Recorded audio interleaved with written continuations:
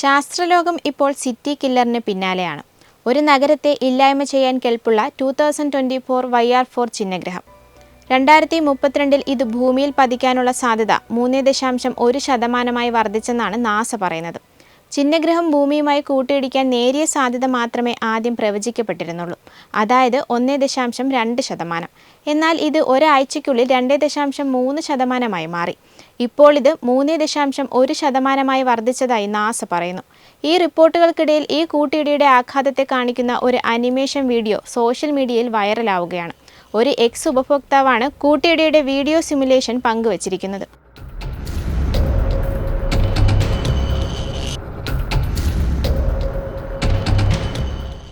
ഒരു നഗരം മുഴുവൻ തുടച്ചു നീക്കാൻ തക്ക വലിപ്പം ഇതിനുണ്ടെന്ന് കുറിച്ചാണ് വീഡിയോ ഷെയർ ചെയ്തത്.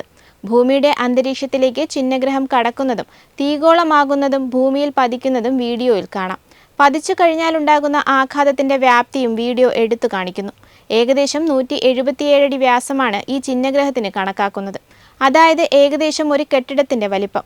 ഭൂമിയിൽ ഈ ചിഹ്നഗ്രഹത്തിന്റെ പതനം സംഭവിച്ചാൽ ഹിരോഷിമയിൽ പതിച്ച അണുബോംബിന്റെ 100 മടങ്ങ് പ്രഹരശേഷിയുണ്ടാകും എന്നും മുന്നറിയിപ്പുകളുണ്ട്. എന്നാൽ കൂട്ടിയിടിയുടെ സാധ്യത കൂടാനും കുറയാനും 0-ലെത്താനും സാധ്യതയുണ്ടെന്നാണ് വിദഗ്ധരുടെ അഭിപ്രായം.